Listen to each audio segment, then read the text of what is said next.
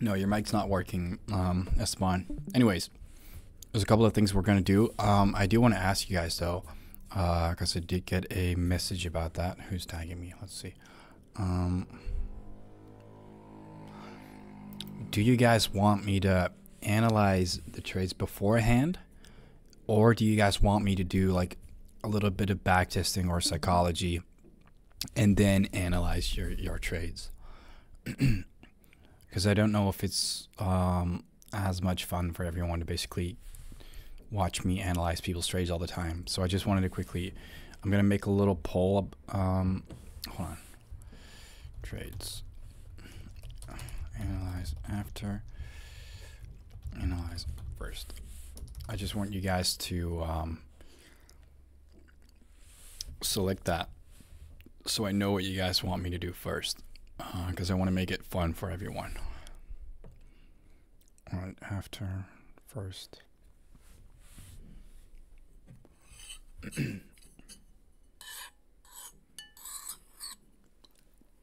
All right, I think it's pretty obvious what you guys want me to do. So I do apologize for those whose trades I was going to cover, because I'm sure you were expecting it to be done first. But so we're going to talk about history. Now, the reason I want to talk about history is I want to talk about psychology, especially in terms of history. But afterwards, please let me know if like if I forget about checking your trades. Please just shoot me a DM, and then but anyways, we're gonna talk about something that I find really interesting, which is basically the prehistoric human instincts when it comes to trading. Now I am gonna freestyle this a little bit because it's been a while since I read about it, but I want to talk about human psychology, and I'm gonna pull up a module that I made for a Dutch company that I work with. And I'll translate it as we go to show you guys. But the content that's in there is pretty solid. So I'll translate it for you guys. But we're going to talk about that. So, how many of you have closed a position early due to fear of missing out, or due to fear of your trade reversing, like what's happening right now on EuroCAD? How many of you have closed a trade out, for example, as soon as they saw this, and reducing their RR from 1 to 3 all the way to 1 to 2? I'm pretty sure we've all done that, right? I mean, I've done it for sure. Let me also turn on some music, by the way. It's quiet as shit right now. There we go. So we've all done that probably. I know I have, and I'm assuming you guys have too. So yeah, you're still in, which is good. I'm just saying, in general, it is very human to want to close that position out. Why the fuck is it not allowing me to do that? To want to close that position out due to the fact that, I mean, we were running in profit, very close to that target. You might have seen a P&L of like 2, 3K, and now it's all the way back to, let's say 1K, 1.5K, whatever. So what's interesting is that ties back into the history of human evolution, which all right. So if you don't find this interesting, just tell me and I'll stop. But I find this really interesting. So apparently, your prefrontal cortex is what it's called, is responsible for the flight or fight reaction that we get when trading. And it is especially interesting knowing that, if you think back about, like, you know, the prehistoric cavemen and whatnot, they're like, we haven't really changed in terms of like our brain, the way we think. So the modern way of trading is essentially your fight or flight reaction kicking in when you're, for example, taking a trade like that. As soon as you see that reversal happening, it is basically your prefrontal cortex that's telling you, you know, you've got to run, you've got to get out of this, you've got to secure that profit that you do have, because that is what is basically our, you know, our means of survival, having that profit. I just think it's really interesting how the current modern way of trading ties back into, you know, the way cavemen were thinking when they were fighting for, you know, their next meal and stuff like that. I just thought that was really interesting. So I wanted to quickly tell you guys that. Then there's one more thing that I'll quickly tell you guys, and then we'll do a little bit of back testing, which is basically, you know, well, you guys see the sheep depicted here, but basically it means like following other traders, which is what a lot of traders tend to do. Seeing someone take a trade that you thought was invalid originally, and then copying that trade because you're trying to basically, because you got FOMO, you don't want to miss out on it, which is also a prehistoric instinct, which is just really interesting. So if you do find that interesting, I'll send you guys a link to that afterwards. I personally find that really interesting. Anyways, we're going to do a little bit of back testing today, see what we can do, and then we'll go over the trades. So I know there's like a new version of FX Replay. I don't know if it's out yet. October 2nd. Well, as long as they're improving their server quality. Let's see.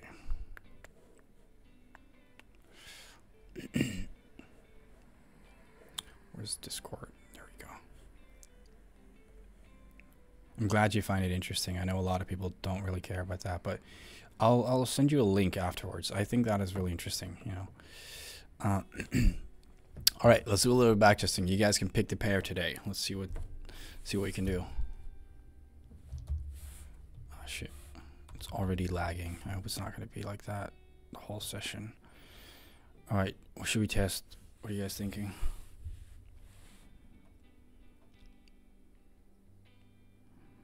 UC Cop. I don't know what that is.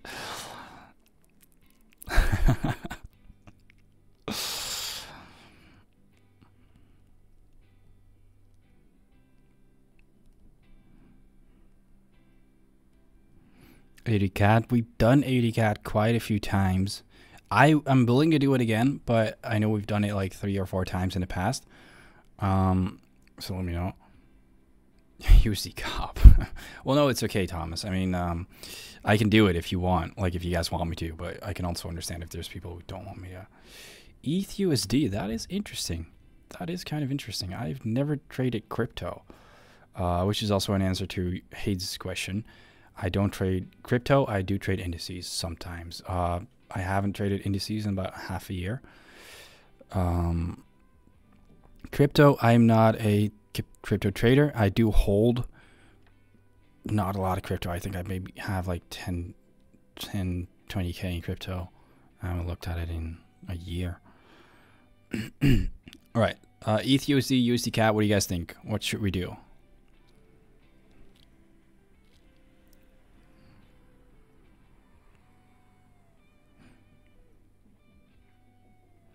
Also, thank you guys, by the way, for 1,000 subscribers. I know that's, to me, that's a big deal. I don't know if that's a lot nowadays, but to me, that's pretty, I don't think 1,000 people would want to look at me. Let me do a poll, yeah. Which pair? ETH USD. I'm interested in ETH USD, I'll say that. Bitcoin USD and USD CAD. That's what Thomas said, right? USD CAD, correct? Yeah.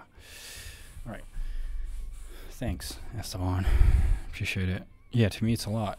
I was not expecting that, especially not within a couple of months. All right, let's see. ETH USD is currently the winner. Someone's saying Bitcoin. Thomas wants USD CAD. Well, we could also do 2, right? I mean, we don't have to do just one pair. So we could do ETH USD and then follow up with USD CAD, baby. Let's do that. But I am interested in ETH USD. I haven't traded ETH USD myself either. We'll do 2023. Esteban, you're doing very well too on your Instagram page. I saw that. It's really nice.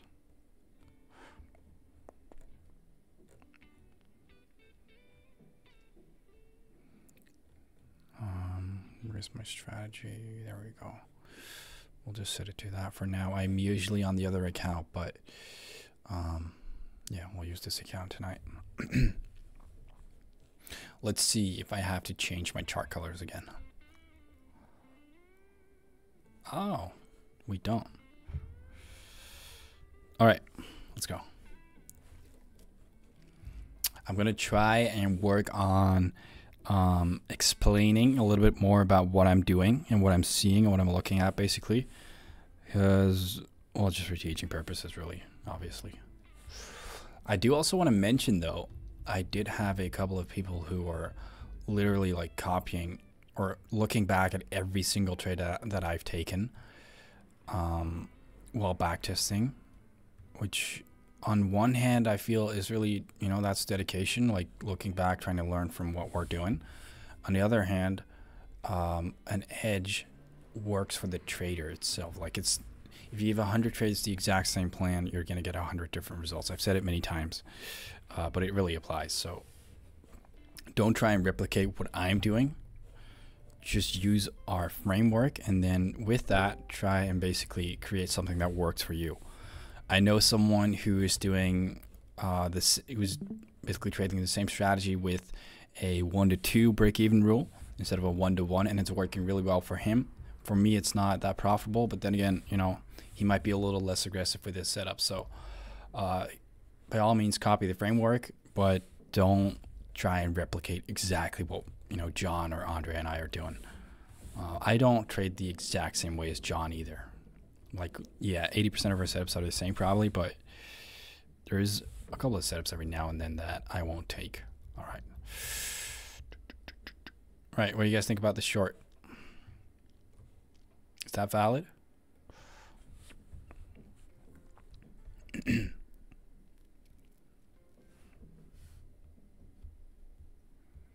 No, it's not. It's fucking terrible, that is. It's just too choppy, no breaker structure, a bunch of wicks everywhere. All right, good job, guys. We're not taking that shit. Yeah, very aggressive.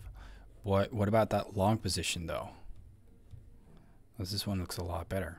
Exactly, right on. With our liquidity laying all the way over here, basically a bunch of equal lows getting swept, followed by an aggressive break with a ton of imbalance.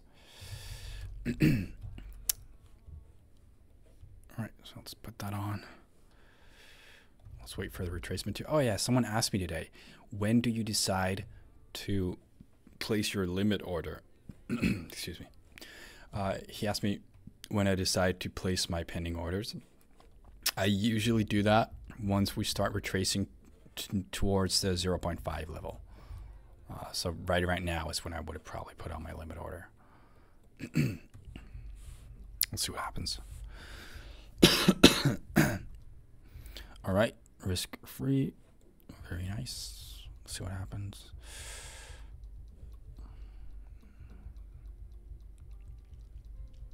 Yeah, break even. Soundboard.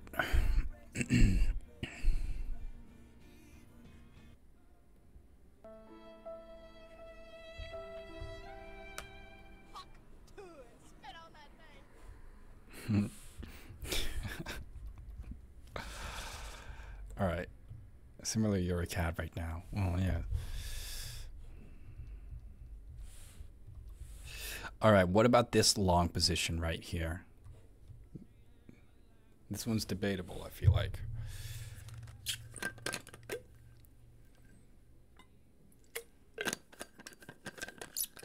Aggressive.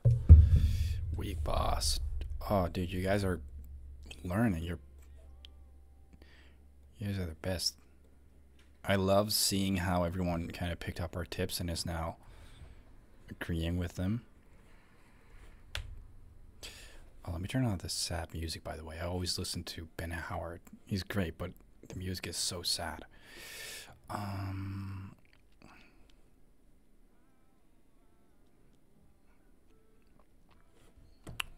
Just turn on lo-fi. Let me know if that's too loud. All right, yeah, so like we said, why did I even put on this order? This is not a valid trade. What the fuck am I doing? Yeah, it's consolidating, mainly playing within that range, and we never really break out of that range. You can see that by the fact that we never really get a body closure above. So it's consolidating right on. And let's play price forward, see what happens. Also, do remember that this could still play out, right? Like, yes, it's consolidating, but it could play out. That's why you shouldn't judge a rule on one trade. That's why you need multiple, at least, 20, 30, 40 trades to decide on whether or not you're going to implement a rule. Because I do see a lot of people who will basically test something. Looks like we avoided a loss. Who will test something and then decide on whether or not they're going to use that rule by testing, 2 or 3 trades. And then they're like, this is not working.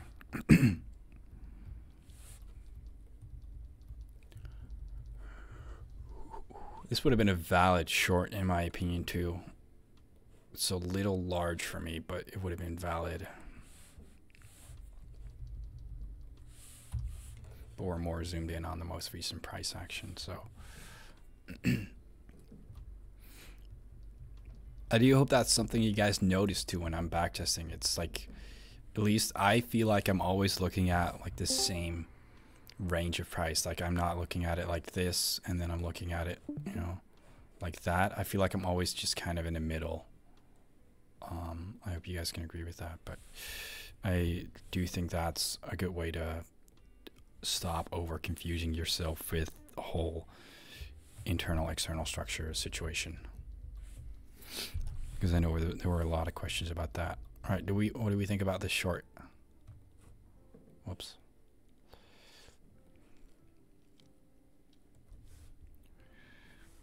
What do we think? Not short right there.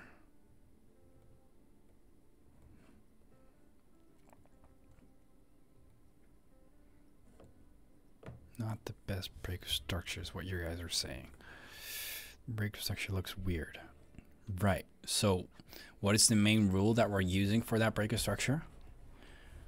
It's getting that body closure below, which we don't really see here except for these really weird choppy sideways candles. So I would agree with that, and I would not take that either. Let's see what happens. This would have been a break-even trade, I think. Or a loss, I'm not sure. Yeah, break even. Cronspy said, hell nah.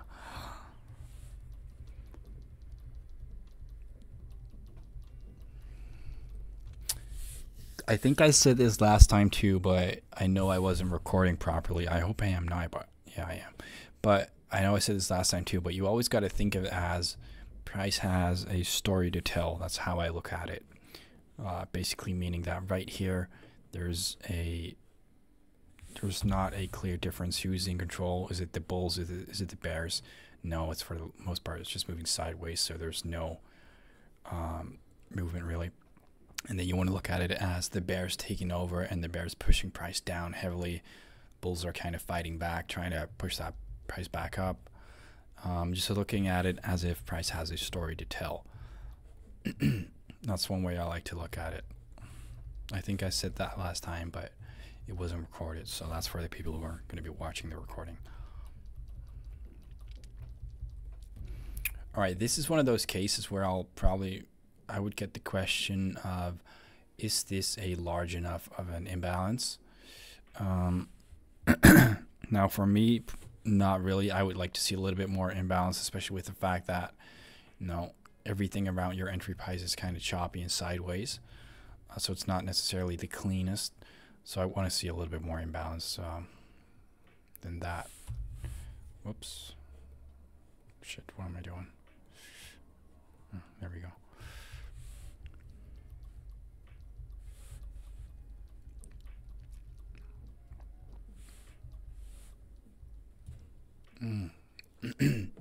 This is a short that I had some people send me. Well, not this exact one, but trades that look like this. This to me is completely invalid. First of all, you're kind of playing within a range. It's very ugly, yes, but I try not to judge by by the way they look.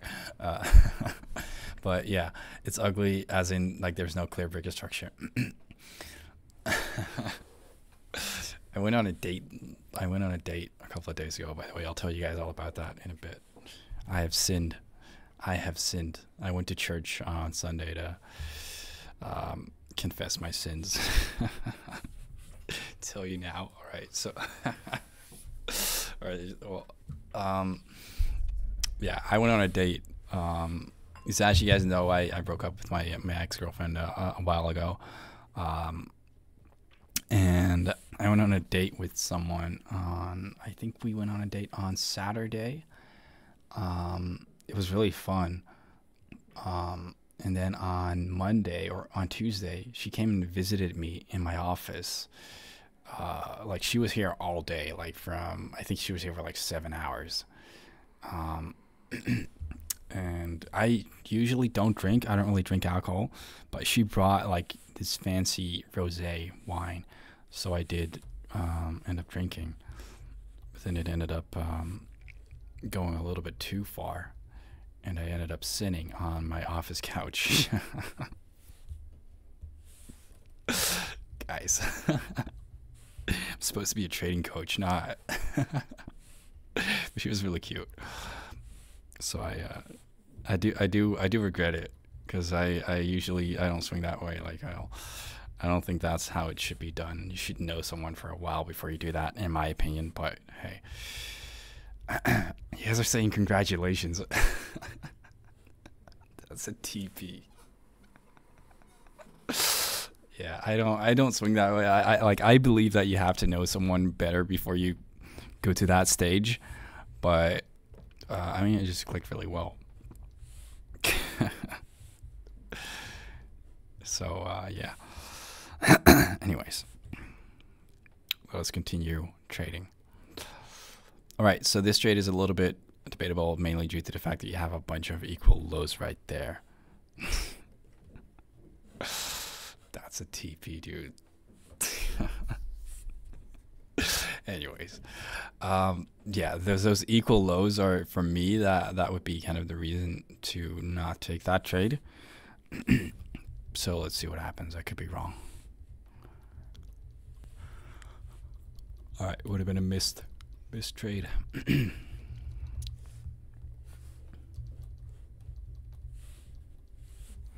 All right, so far there's absolutely nothing going on ETHUSD. I really wonder if this is going to end up being profitable or not. I have not traded crypto on this strategy. I don't think I've tested Bitcoin either. I might have. I'm not sure. We're a little laggy.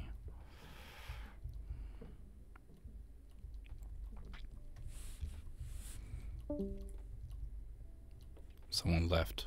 I would leave too if my coach were talking like that.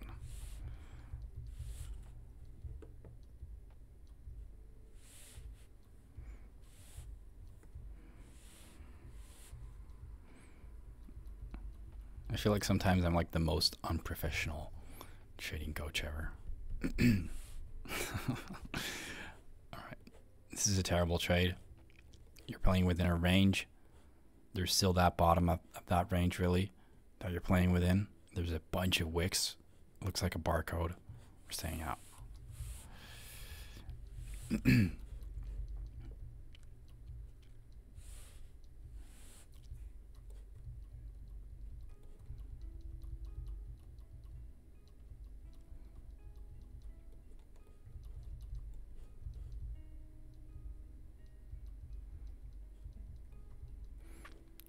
Right. What do we think? I think it looks good. Being unprofessional is sometimes more fun.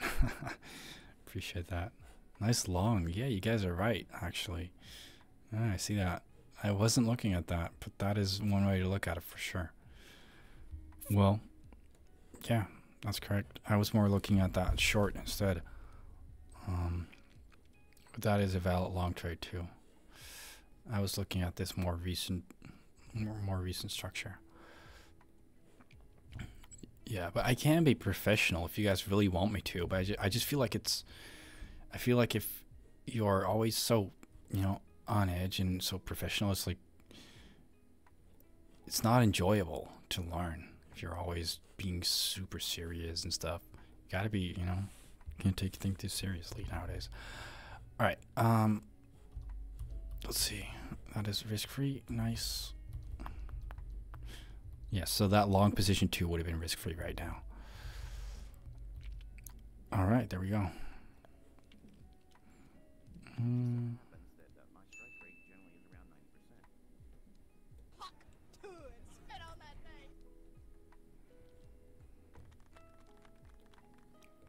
Why?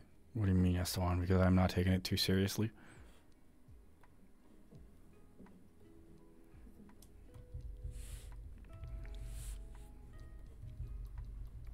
Oh, because you choose long. I mean, you would have been a risk-free trader right now. You took the short. I was looking at the long. No, that's fair, to be honest. That's totally fair. I don't think that's an invalid trade at all. I was just looking at, like, my eyes were up here. I was not looking to the left at all. I was really looking at this piece of price action over there, and I wasn't really looking at anything to the left. I focused more on what's coming and what's happening right now, rather than what's happened in the past. But once again, that is not invalid. I don't think that's a bad trade if you would have taken that. Imbalance for the long was small. Maybe that's why I didn't really notice it either, or two. Like, I really noticed the imbalance. Anyways, so this is terrible. Mainly, my main points right here would be that you don't really have a break of structure because there's just a bunch of choppy sideways wicks, and also this is just a range. So this is why I would avoid it. Could play out, but it's a low probability setup. Let's see what happens. All right, would have been a loss.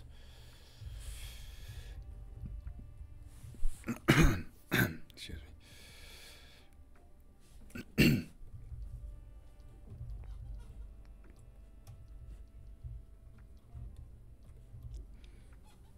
I didn't think ETH would be such a ranging pair. Like, there's a lot of like, it'll have its uptrends, but then it'll move sideways for like a week or so. What do you guys think about this? I think it's aggressive. I do think it's valid.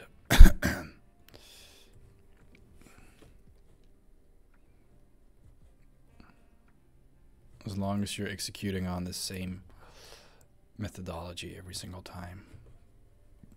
Hey, Esteban, I was meaning to ask you, by the way. You said you moved to Canada. Are you Canadian? Because your name doesn't sound Canadian. You're not.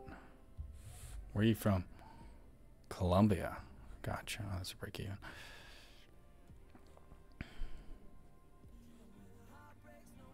Colombia. Interesting.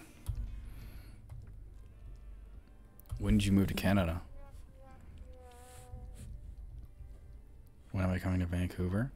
I was going to go in October, but my friend who I was going to visit, she got really sick. She has acid reflux or something like that. I don't even know if that's what it's called. It's gotten really bad. But if she's better by the time I was planning on visiting, I'll still go.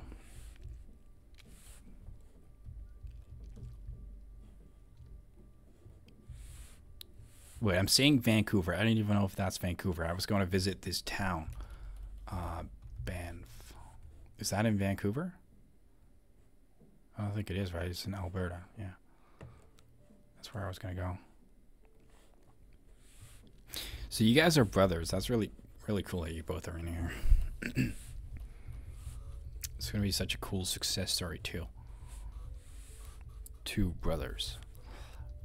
Both trillionaires.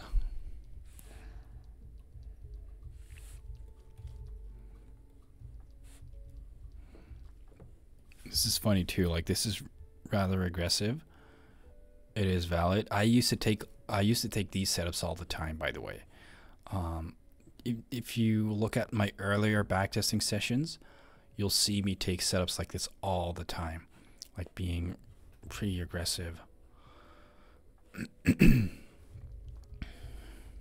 Right, that's risk free. Your little brother. That's cute.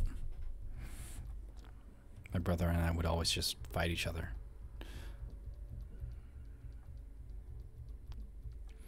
There we go.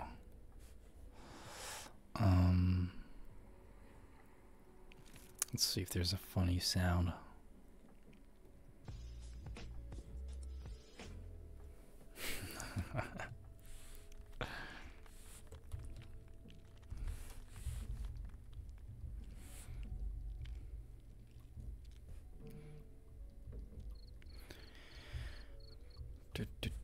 It's going pretty well so far.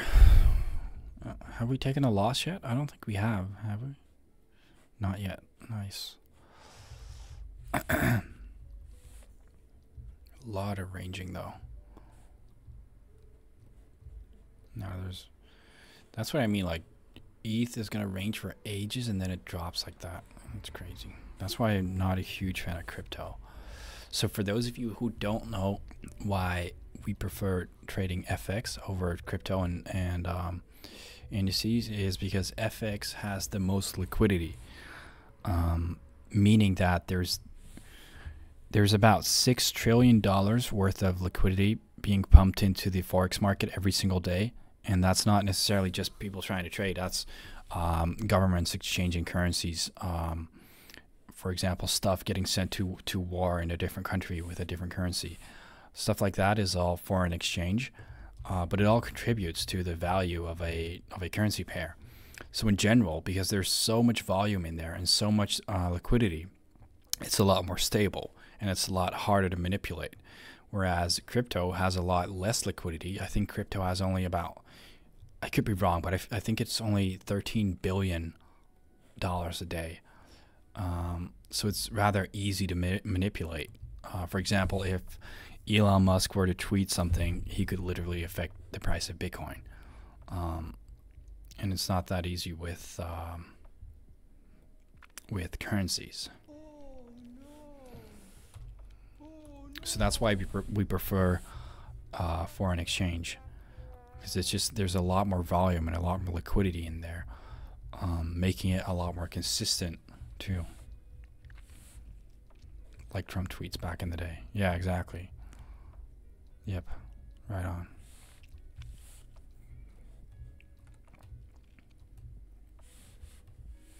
Whereas if Trump were to tweet something about the euro right now, I don't think it would really affect the euro that much, because he doesn't really have enough power to do anything about it. The only thing that really affects it is if like the U.S. government or like the European central bank announces some weird change or something like that, which is also what's happening with the Japanese yen right now, right? I mean, you guys are all seeing it. Let me pull it up actually, the JPY index. Shit, what's it called again? The JPY index. I think that's, this, that's the futures. And we should still be able to see it. No. JPY index. Currency, yeah, that's it. You can see that clearly, like, especially this year, the Japanese yen has been kind of going to shit. Or the past, not just this year, but like for a long time. It's been losing value. Anyways, we're getting off track.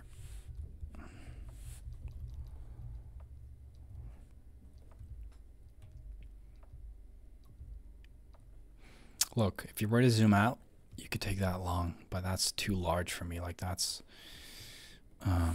it's a little bit too big. It's above average. Sorry, that's a bad joke.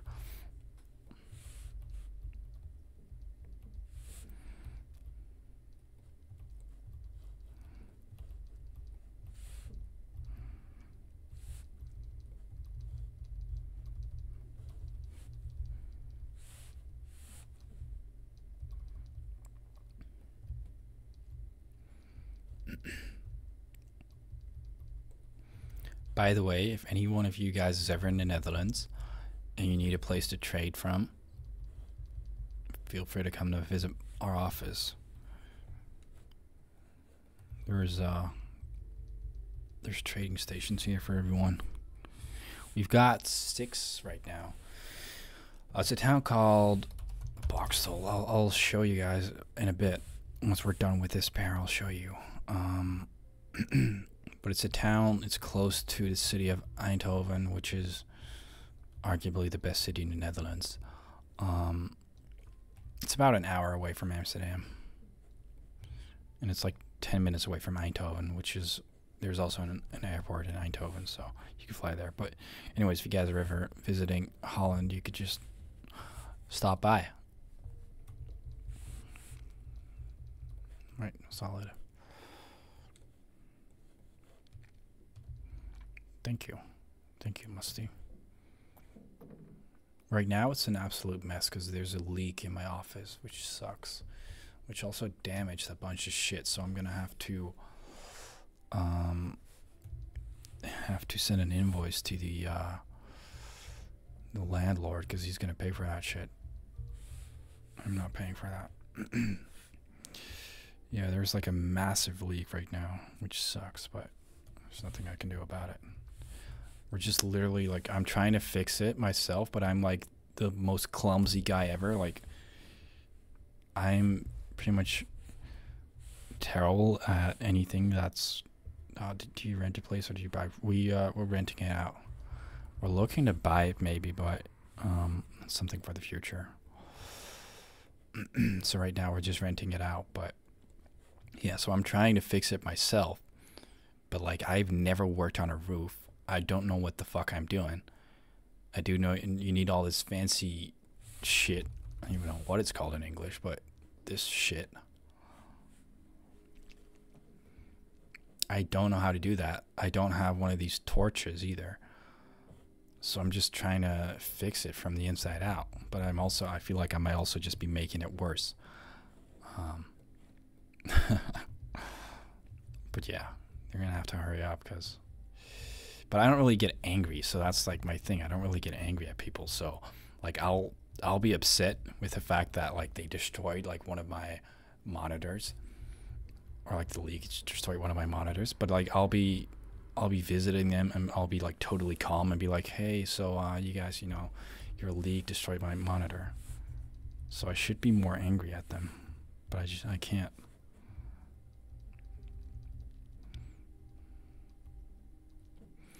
Oh, that is rather aggressive, but that is pretty nice. That's good, though. You think so? I'm not sure. I feel like I should be a little more honest and upfront sometimes. And really, it's a dumb action sometimes. That is very true. Right, that's a mistrade. That is very true. It sure does. Oh shit. Well, we should have taken that, but would have been a loss. It does lead to dumb actions, especially in trading. I remember one time, but this was back with my Forex funds in 2020. I was up 7.8%, something like that. And the target used to be 8%. And I remember getting so close, but then hitting break even, so being back at like 6% profit, that I got so angry that I not only broke my keyboard, but I also blew the account in like 10 minutes probably. I was at my ex-girlfriend's place too at that time, which was, you seem so calm. Now I am, yeah, but like it's only because I've been through it all. There was a lot of money on the line too. Like it was my last, like the last account I could afford. It was like probably like a 20K account, I think. I'm not sure. But like I had spent thousands and thousands on funding challenges. I had blown them all. I was gambling like crazy too. Like I was really putting, and I think this is what a lot of traders do, right? I was putting in all my hopes on passing the challenge after I had some good backtesting results. So I got some good backtesting results, and I was like, now I'm going to be able to pass whatever challenge I want. I never really grasped the fact that these companies only make money if we fail, and that's exactly what they're trying to do, make us fail. And this was also when you had the 30-day limit, by the way, so you didn't have unlimited time either. You had 30 days, 20 of which you were actually able to trade because there's only 20 trading days, and then about 3 or 4 days with very high impact news. So you had about 2 weeks to make 10% with no more than 10% drawdown.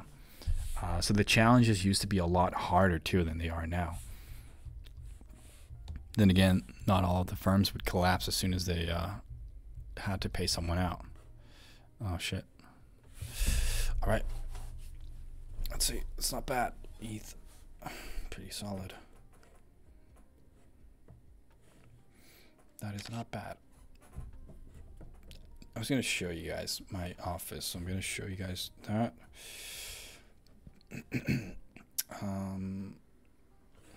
Someone just joined, I think. Yeah, nice. Well, if he's going to be fast, he can still join. Yeah, all right. So I want to show you guys the office, where it is, basically, the location. So Amsterdam is right here.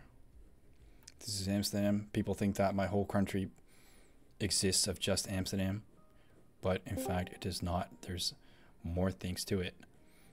And we're from the south, which is right around here, about an hour away from it. And this is where my office is too. It is right here. This is it.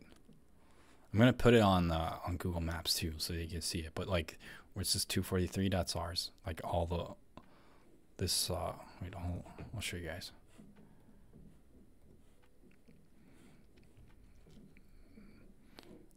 This is ours, basically.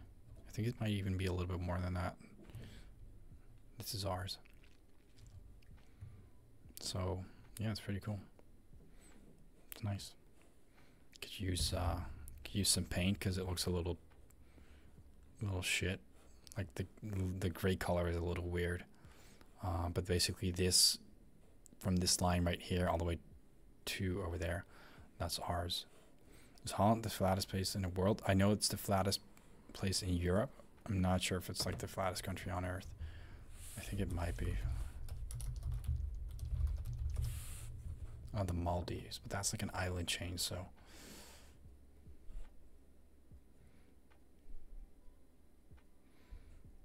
But it is very flat, yeah. Anyways, let's also just quickly do USD CAD, and then we'll go over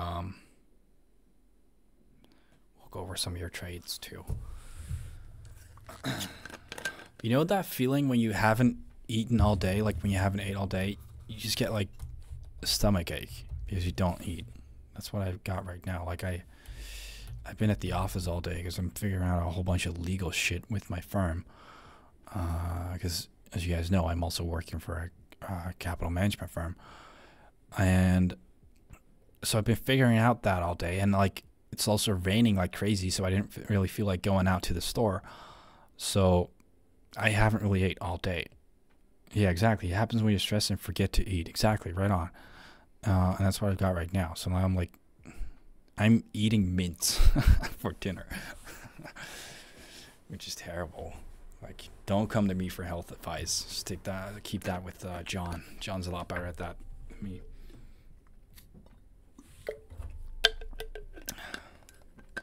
Like also like, because I've got a marathon soon, and like I was training for my marathon, and before going on a run, like half an hour before, I had, what was it? I think I had like an Indian curry, which is not a good idea. You should never never do that before going on a run.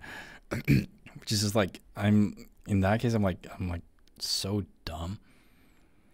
Bulking a marathon, how does that work? So my weight, the weight that I'm at right now, which is 94 kilos, me and my personal trainer, I was originally going to cut back to 85, but he told me to just try and see if I could manage the marathon, or like if I could manage at least half of it with my current weight. And I could pretty easily too. But also, like, I used to be a boxer, and I used to have to run 10 kilometers during every training, basically. So I was pretty used to it too. But at my current weight, I'm actually able to do at least half the marathon. So I feel like I should be able to do the full marathon too with a couple of energy gels. So I'm going to be maintaining my weight for the next 3 to 4 months, just to build some muscle. And then I'm looking to basically, hold on. No, well, I do like it because, sorry, I'm really bad at multitasking. What do you guys think? Would you guys take that trade? Let me know. And then I'll continue my story. Consolidation for me. Yeah, I would agree with that. Kind of playing within that.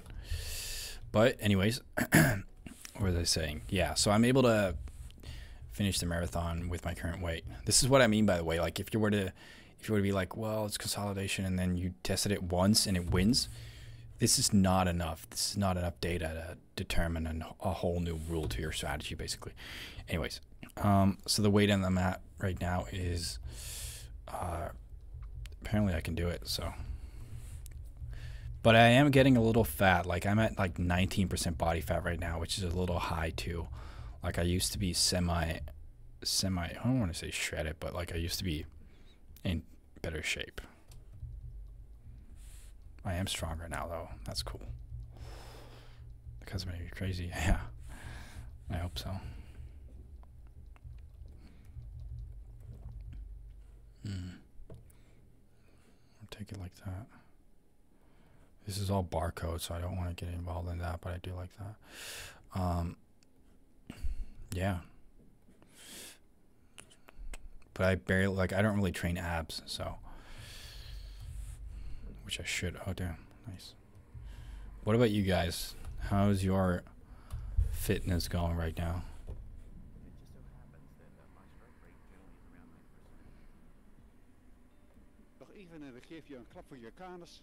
Oh, that's in Dutch. You guys don't know what that means. What's that? All right, so this soundboard, guys, by the way, this soundboard. I joined the army, right? Some of you may know that. And I got invited to an army private Discord server, and this is their soundboard. Like, it'll send you Defensi, which is like the name of our army, basically our military, and this is their soundboard.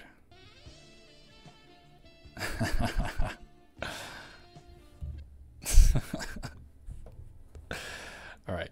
Esteban says I'm bulking. How's that going for you? What's your rate right now? Do you use kilos in Canada? In Canada? 72 kilos. And how tall are you? 178. Gotcha. I never really get a proper closure below, so I'm not interested in that. What about you? Musty says I'm just lifting right now, maintaining. What is your weight and your height? Josh, struggling and bulking. Well, you gotta, in my opinion, like, you should, by the way, if you really want advice about this, you should go to John. He's a certified PT. But from my personal experience, bulking, it's basically habits. Getting into the habit of, like, what I used to do is, like, I'd make high calorie snacks and I just put them beside me on my desk. And that way you can kind of force yourself to eat even if you're not hungry. So I make, for example, these peanut butter, the fuck are they even? Like peanut butter banana, not sandwiches, but like they're not waffles either. I don't even know what they're called in English, but sugar, 100 milliliters of olive oil. If you do that, make sure that you get the real stuff, the real olive oil, not the bullshit that's being sold nowadays. But what I did was I can't name my protein. Yes, you know that meme of that guy from the UK. He's like, I can't hit my protein, and he's like, yeah. But so what I used to do is I used to bake a lot of high calorie snacks, and I just put them beside me, and then I would just force myself to snack throughout the day. Like, for example, what I would make was a tuna, sort of like a tuna thingy, whatever the fuck. Sort of like that, basically. It's like a cracker with like tuna salad and then tomatoes and whatnot. Or I would have my protein shake, and I would mix in milk and peanut butter and pure chocolate, or dark chocolate, I should say. Pure is Dutch. Dark chocolate. You should really try this, by the way. This is really good. Milk with dark chocolate with protein. I personally have banana protein, and then a scoop of peanut butter. It's extremely filling. It's pretty good, and it's going to make it a lot easier to get those calories. I was at 3,500 calories a day. Eating is definitely the hardest part, Musty, for sure. Eating is definitely the most difficult.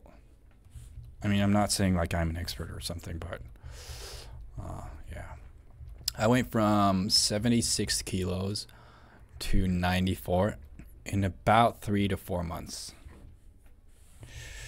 which is equivalent to what, 6 kilos a month? I think so. I'm not sure. I sent that picture too in the wellness channel. Oh, it's not a lean bulk. No, not at all. No, definitely not. I gained a lot of fat too. Hold on, I'll show you. I work about once or twice a week. Or no, twice or 3 times a week. So this was me before. This was me at 76 kilos. Then I went to basically this within just like a month or so. And now I'm at this point. You see there's a lot more fat on there for sure. Like I gained a lot of fat too. But yeah. So yeah, 2 to 3 times a week, Thomas. Thank you, Musty. It was pretty difficult, like especially in the first month or so. Like adjusting to that type of diet is really hard, and it's not a lean bulk for sure. But it's like eating that much food. How much is your? Insane, like an insane amount. I don't know my exact PRs because I don't really test my PRs ever, but I would say that I've gone probably about 20 to 30% stronger. Like I became a lot stronger for sure. There's one downside though. I had bought 3 new 3-piece suits, and none of them fit me anymore. Like literally, like that's over like 1,500 euros gone because I don't fit in them anymore, which actually sucks. But anyways, I guess that's a good thing, right?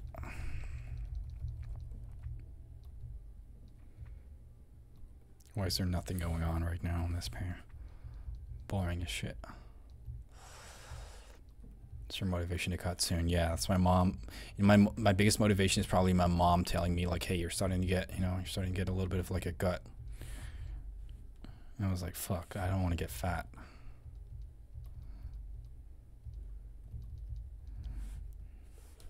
I like that.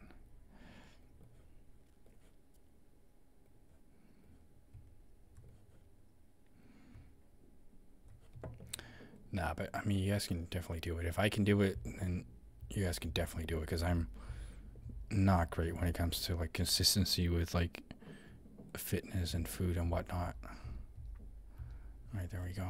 That's a win.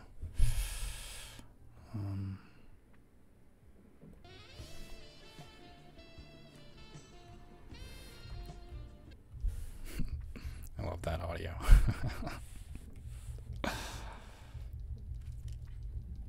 But yeah, Josh, make sure to try out that shake that I told you. Dark chocolate, peanut butter, banana protein powder. That's what I use. And milk. It's going to fill you up, though. Like, it's very, very, very filling. But it's a really good way to get to your calories. It's a little trick my PT. Also, that's one thing too. Like, I'm pretty lucky. One of my best friends, who's also my personal trainer, is a bodybuilder. I think I've shown you guys him before, but he's a bodybuilder. So like, I've got a lot of people to ask questions. Like this guy, for example, he's my personal trainer. So he knows everything about food and whatnot. So I can just, whenever I have a question, I'll just message him and he'll tell me what to do, and he'll tell me exactly what to buy and when to eat stuff. So if you can afford it, definitely, if it's worth it to you, make sure that you get a little bit of guidance.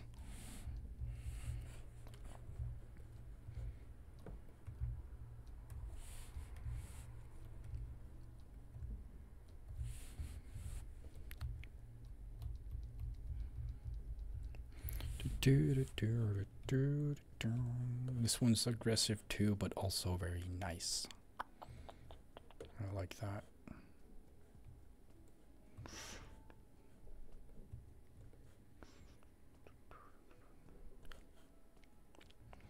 You guys play video games? Oh, that's a mistrade.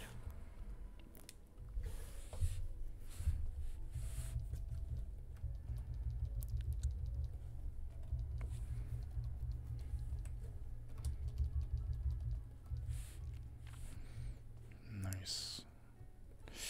I got into Souls games a couple of months ago. Still playing those games. Souls, as in like Dark Souls and whatnot, right? Nice. I've never played those. Mobile games. Yeah.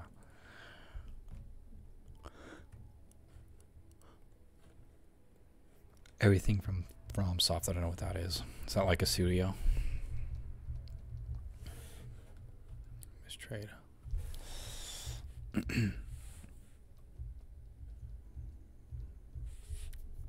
Lose your sanity. Oh, isn't it like one of those games where you really rage a lot because you keep dying?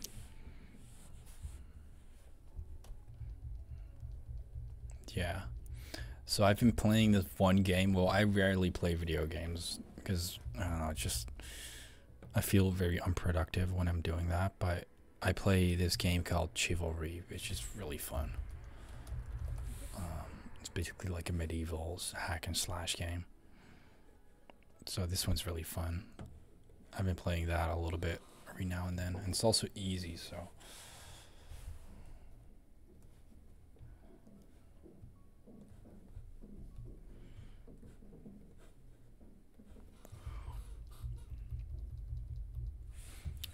Tagged in. That's a loss. It's unfortunate. Oh no! Oh no! He needs some milk!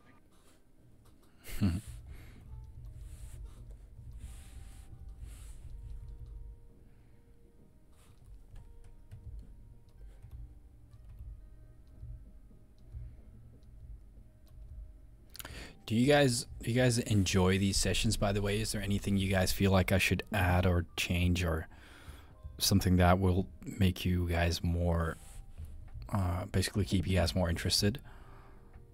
Because I want to make sure that you guys are like you guys don't lose focus. Because I know when practicing can be easy to kind of lose focus. So if there's anything you guys want me to change up or do or change or whatever, something that you guys think I should add or remove or whatnot, like I'm open to all feedback.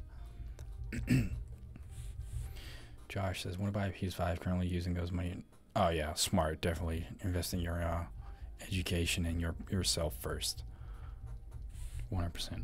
Just make sure that you have a fine balance between relaxing and working. Awesome. Thanks, Tyler. Appreciate your feedback. Yeah, if you guys do ever feel like I should change something up, or if you guys get bored, I would much rather have you guys, for example, instead of not showing up for the sessions because you feel like they're useless, I would much rather have you guys tell me that what it is you think is boring and what it is you think I should change. And then I'll see if I can incorporate that, because I want to make sure that one of the things in trading too is like a lot of people fall off track after a couple of months because it starts to get repetitive and it starts to get boring. But at the end of the day, trading for the most part is repetitive and boring. So it's actually a good thing, but it's also like a lot of people will basically stop showing up, which I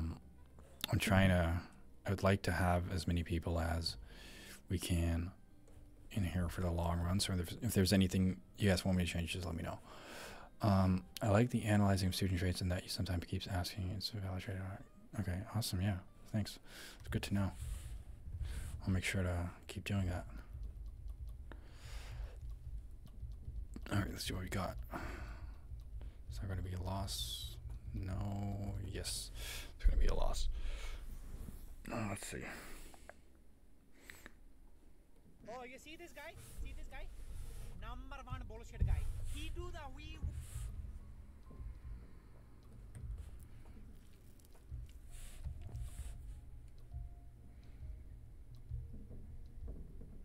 sounds are great. Yeah, I wish I could have you guys play them too, but like they're from the army, which is crazy. Like they were literally from our our Dutch army server, which is insane.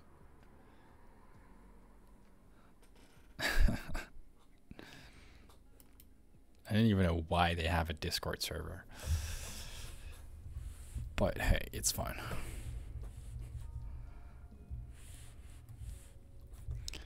All right.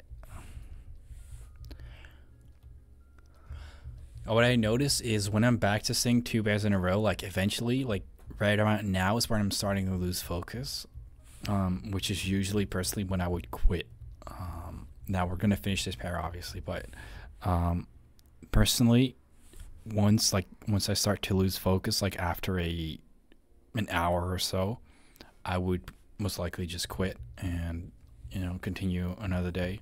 Otherwise, I'm gonna start making mistakes that I don't want to make, like miss out on certain things or whatnot, which is gonna mess up my results too, which I don't want. So that's just a little tip. Instead of like backtesting more and for longer, just backtest efficiently for like half an hour or like an hour, instead of backtesting for 6 hours and then getting shit results because you're not focused.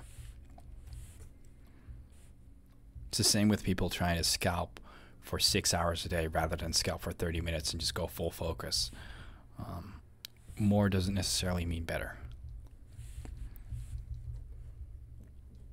I know that because my results started to improve once I started to focus on other things too. Like once I started shifting my attention to reading and psychology instead of just backtesting every single day. Now Tyler's got this book now, Psychology of Money, which you guys should definitely read that if you get the chance. It's so good. It's really good. I must break even.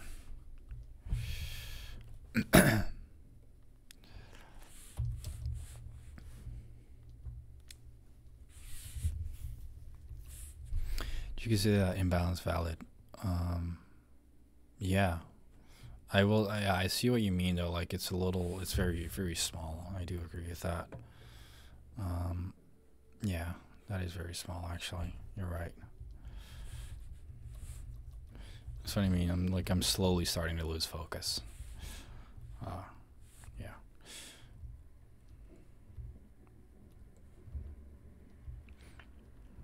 I was thinking of making a video about this too, by the way. So, for those of you like myself who have ADHD,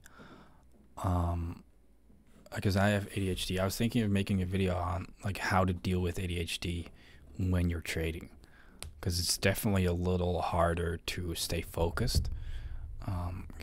Yeah, so I'm gonna make a video about that soon. Actually, one question: I did really bad on the pair. That's why I asked you to test it. Oh, how come? Like, is there anything that that you learned from like watching me test it right now that we can eliminate? Also, one question: after you finish with the session, would you take this trade? I'm kind of thrown off by the liquidity on those lows under my entry. Let's see. I would take that. Yeah, it's not bad. That is ADCHF. I don't trade the 1 hour though.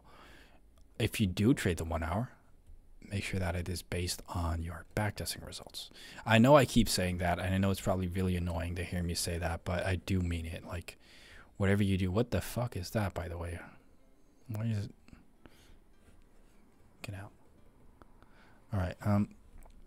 I know you hear me say it all the time. Whatever you do, make sure that you replicate your backtesting. What the fuck is going on? Holy shit.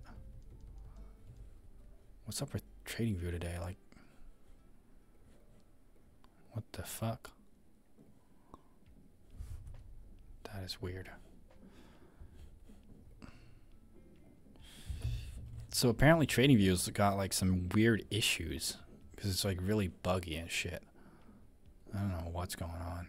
Anyways, yeah, Thomas, I was going to ask you, is there anything that you picked up from today's session that you noticed that you missed out on doing during your own testing?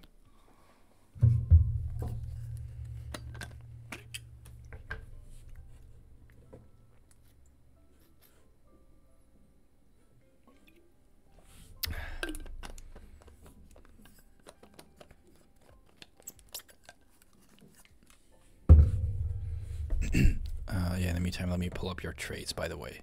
I was going to go over Storm's trades. I was going to go over Thomas's trades.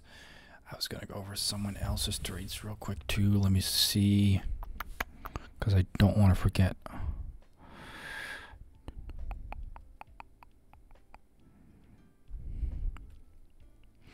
Yeah, I still think I need to see what's better for me between aggressive. Okay, right. So what you can try and do is set two, well, I don't want to say challenges. Just set two separate lists for yourself and be like, all right, so now this week I'm going to test aggressive entries.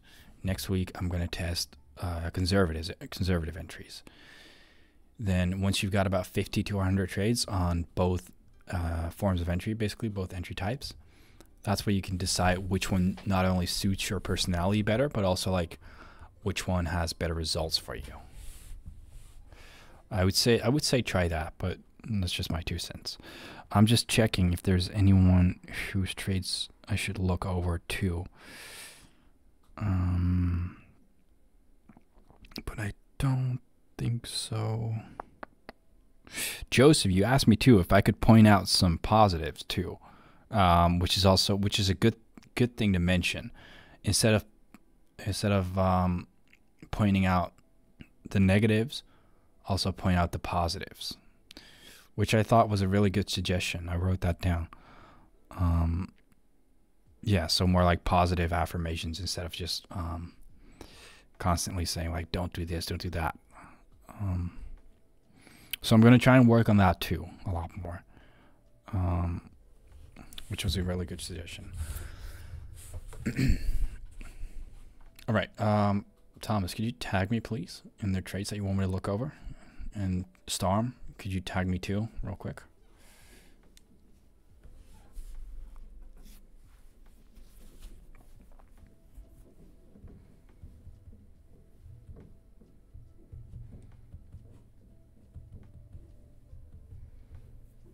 You guys notice that we have a new logo, by the way. This one's less bulky. It's a minor change.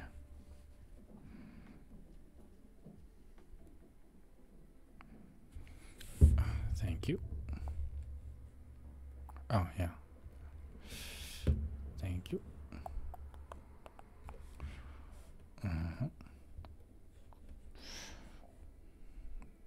Rosal Brothers. So I know you guys are brothers, but now how do I know which trades I'm looking at?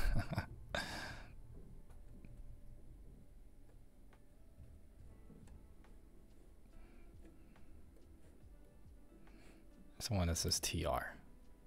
Ah, gotcha. Ah, ERTR. Esteban Thomas. Oh, yeah, you guys are even talking in Spanish. Si, senor. Storm. Yep, I joined your server too. Right, let's see. Let's go over them. We pop out the chat first. Yeah, because when you tell me, all right, because when you tell me what to avoid, I start to see those mistakes in every opportunity. I never take a trade. All right, yeah. No, that's definitely a good point. I will make sure to focus on that too. I do think that's smart. Yeah, it's more like positive affirmation, right? Like, instead of just calling out the negatives, call out the positives too. So that's a really good tip.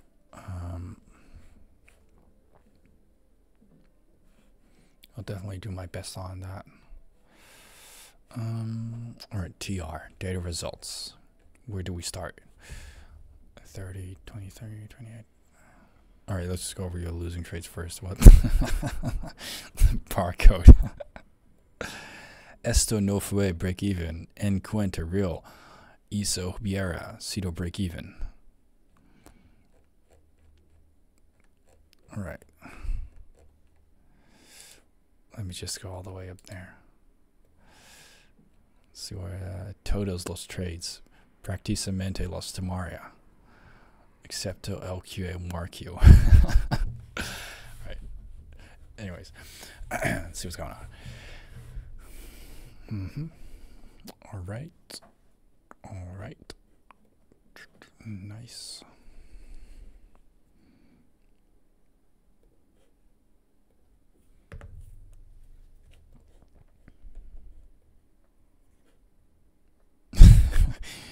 Esteban decided to help you out with the absolute thickest marker he could find.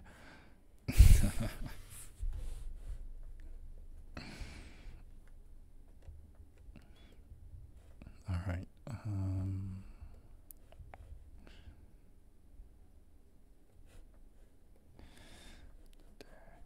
Right. So far, so good, honestly.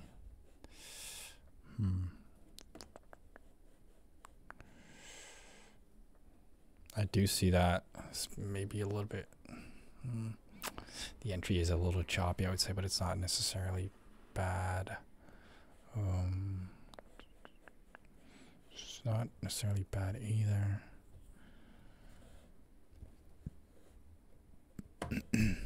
Honestly, dude, so far so good. I don't really see any things to point out. Maybe. Well, this would have taken. I mean, look, this entry would have taken over a month to tag you in. So that's maybe just a matter of like how long it takes. Like if it's going to take over a month to tap you in, I would have probably deleted it. But you got 0% win rate on AD-CAD and USD-CAD. Probably looking at those if possible. Do you have like a section with USD-CAD? Effigy muy bueno, muy bello. Parse, I'm doing this as this like prices barcode. Parse barcode. They are the last ones I uploaded to that channel. All right, let me scroll down. This is GBP-NZD. You want me to look at that too? Sorry, up a little. All right. Yeah, we'll find it. Otro BE, angry face. Sorry, I think it's funny that you guys are talking in here in Spanish and I'm just joining in as the dumb English speaking motherfucker. All right, let's see. That's a break-even trade, right? Isn't it?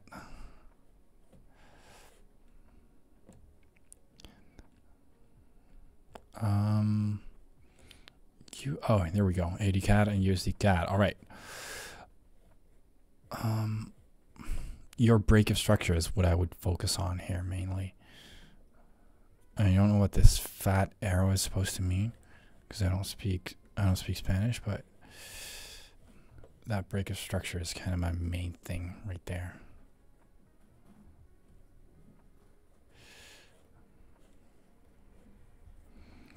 Ooh, this is really large. That's a huge trade. Not invalid, but just a really large trade. That's solid. AD-CAD, that is pretty solid too. This one is a little. Look, the thing is, what I'm seeing right now is you're focused too much on trying to predict where the liquidity is, like trying to predict like as if this is your exact liquidity, but in essence, like all of this is liquidity. So you want to make sure that you get that really obvious liquidity sweep and then look for that break to the downside. Especially, for example, let's say there's a lot of imbalance above there. And there's like a range of, like a period of consolidation like that. This liquidity sweep is very insignificant. Like you want to see all that liquidity get taken, then want to look for that break to the downside. Also depends though, one thing that you're going to have to test for yourself, how aggressive you want to be as a trader. Because if you want to be aggressive, then this is totally valid. If you want to be a little bit more conservative, then you should test and see what it will be like if you avoid those setups. Let's see.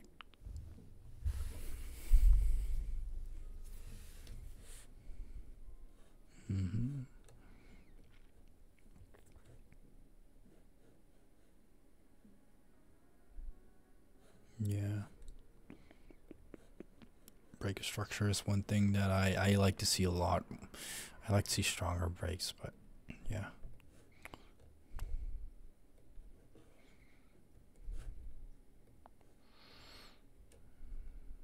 Too long would it took too long, would have canceled it. Yeah.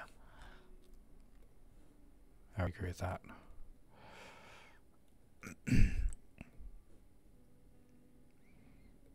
Wait, so this is a different pair. Okay, so the issue in this, I see what the problem is. You're missing out on the winners.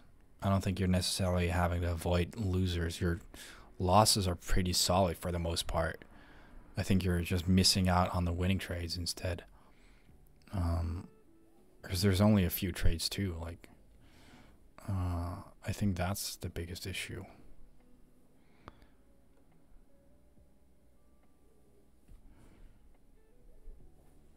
Because it does look like you have a good understanding of price. Could you try and record a little session? Let's see, you back test 10-15 minutes and then record it, because that way me and the other coaches, we can actually see what you're analyzing and what you're doing and what you're missing out on. Because right now the only thing that we see is the trades that you've taken. We don't see what you missed out on.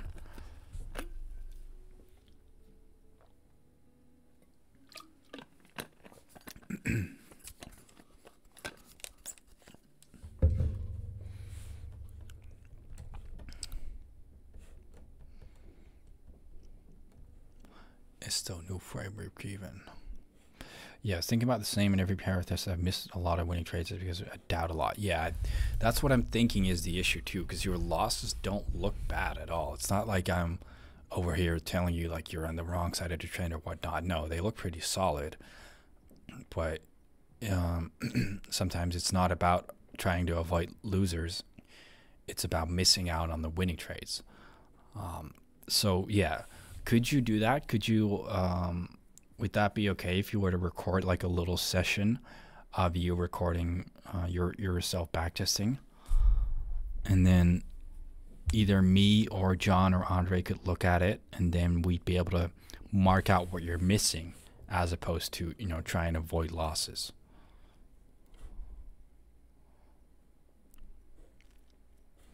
Would that be okay? Sure, I can do that today and then send them to you. All right, cool. So it's 9:30 for me right now, but I should be able to go over that tomorrow. If I don't, then, you know, DM me, insult me, because I do need to be a little bit more consistent with that. Because last week I forgot to reply to some people, which I shouldn't have, because I was so busy. So if I do forget, just DM me, insult me, tell me to hurry the fuck up, whatever. Yeah, anytime. Let's see. Storm. Where you at? Where are you at? Oh no. The TJ one. RT. Oh no, that's someone else. TJ. There we go. Let's go.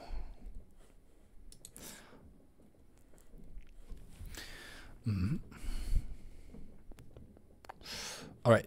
What do you think about this one, Storm? If I were, because you saw the way we backtested today, knowing what you've seen today. Yeah, exactly. Yeah, I was. Yeah, well, you.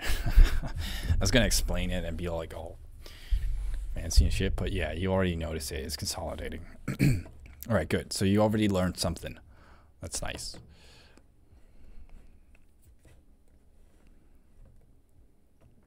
Bro, are you serious?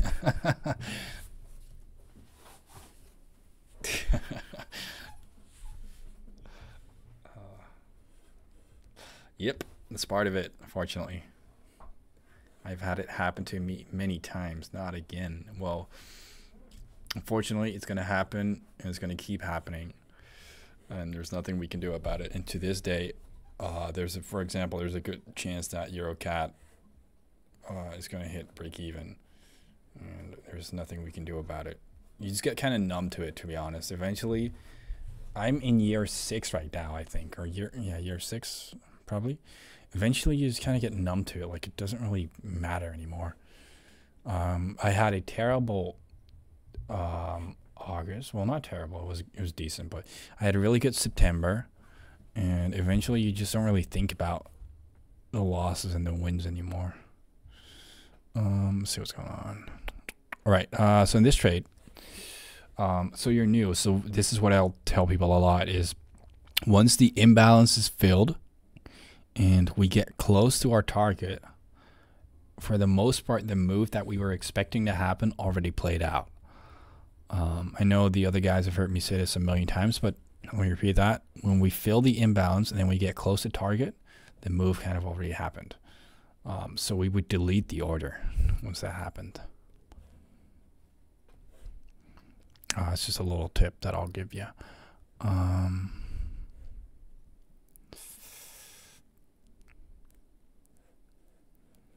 Let's see that.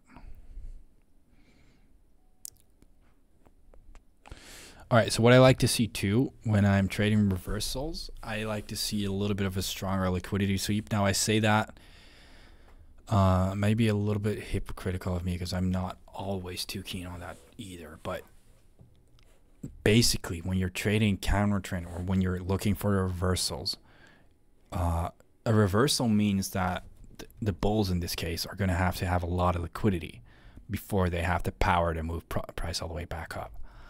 Well, that a lot of all that liquidity that is located below this area right there. So you really want to see that liquidity sweep followed by that break, and then I would look for long. So that's not necessarily invalid. Just when trading reversals, look for a strong liquidity sweep followed by a strong break to the other side. So similar here, you do have that that strong liquidity sweep right there, but you never really get that break. Now I see that you're using the fractals indicator too. I'm not a huge fan of that because it makes it a lot more like it shows a lot of bullshit highs and lows oftentimes. But if I were to mark out the external points, this is what I would see. So I would like to see that high go, and then I'd like to look for a long position instead. So mark out the external points too, like the swing points, and that way you can kind of identify what you want to see, because all of this to me would have been considered so-called internal structure.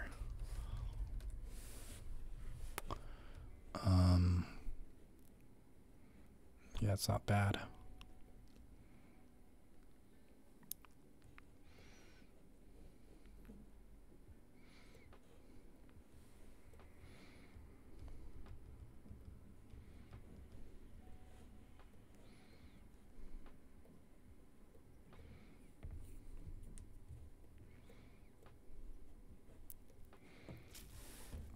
Oh yeah, so try focusing more on the, this is me trying to give positive affirmations, by the way. I hope I'm doing well.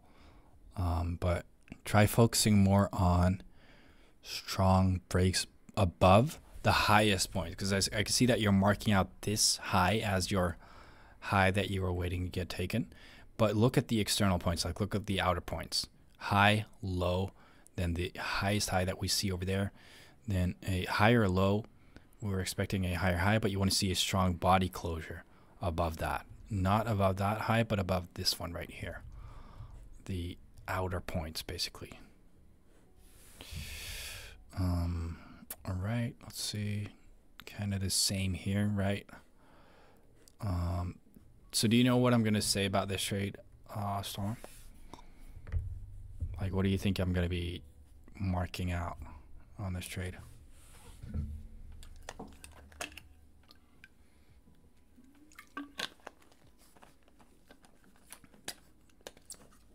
I wasn't necessarily looking at the equal highs must see, but I do think that's a good thing to point out. But the boss was more, yeah, exactly. It's from the swing low. That's what we're talking about. Right on. That's what we're looking at, the swing low. But yeah, now that you mention it, must see, like there is a lot of equals above there too. Was my main thing. All right, so I think that's, with that said already, like that's going to be a big improvement. Yeah, so this to me would have been just consolidation, and I'm fairly sure after tonight's call you're aware that this is just consolidation basically that you're playing within.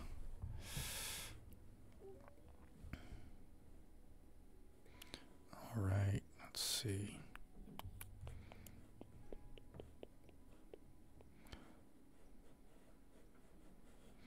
Not bad. Let's get that break above that swing high. So not that internal high, but that swing point. Oh shit, what am I doing? All Um,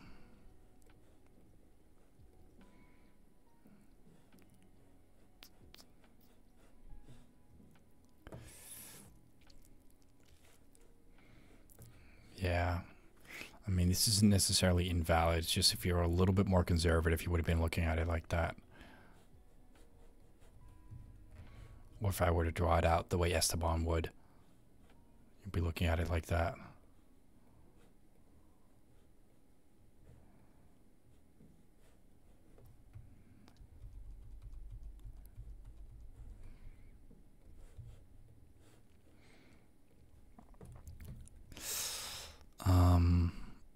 Yeah, you want to avoid those equals. Basically, there's two things I'll say about this trade. Your lack of structure that is being taken. To me, this is just... Oh, shit. To me, this is just a little bit of sideways movement. You want to see a strong high get taken, basically. So I'm not sure what it's like down here, but basically, let's say that this is your structure. And this is the low that is responsible for the break of that high. And then you want to take it from there, basically. Hope that makes sense.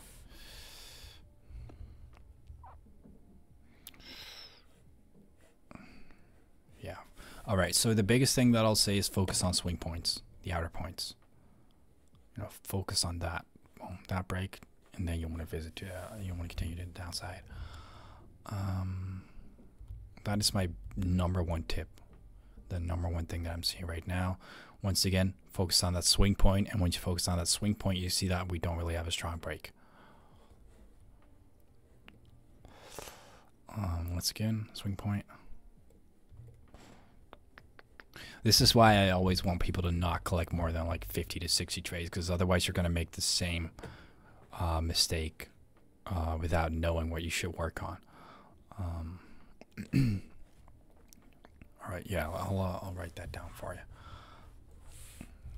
Focus on swing points. This one's the most important for sure. Then, strong breaks of structure, body closures. What else? What else do we see when trading reversals? Focus on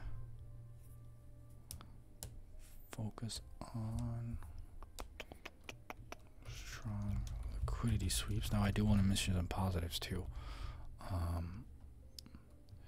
Keep looking. Well, I don't know how to type this out, but the way you're looking at imbalances is really good. So I don't really see any issues with imbalance. So keep doing that for sure, because that's looking really good. You definitely know what type of imbalance you're supposed to look for. So don't look for any changes in that. You seem to know a lot about internal liquidity. Just try and shift that focus to more about the external. Sorry, I didn't mean to say liquidity. I meant to say structure. You seem to know a lot about internal structure. Try to focus that, or try to shift that focus to external structure, swing structure, the outer points of price, right? We're swing trading, we're following the overall market trend. So yeah, I'll say that.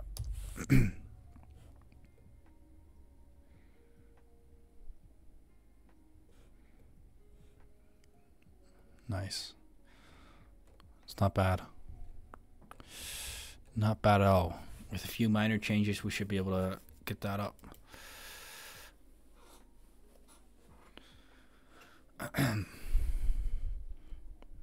Dude, I have so many backtesting servers. Holy shit.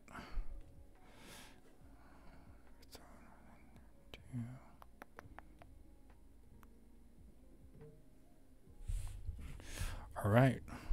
All right. Is there any questions you guys want to ask me? Because I think that's about it for tonight. About an hour and a half. Glad I was able to help. Yeah, so I'm going to repeat this one more time. If there's anything you guys want me to do during these sessions, let me know. I'm all for it. Basically, you know, feedback and trying to improve and whatnot. So reach out to me privately if you want me to change anything. Well, thank you. I appreciate you guys joining in. I really do. And I do apologize for forgetting about that weekly outlook I was going to do yesterday. So I'm gonna look for a way to make up for that. But thank you guys for joining. I appreciate it. I really do. All right, guys. Take care. I'll see you guys. Well, maybe somewhere this week if I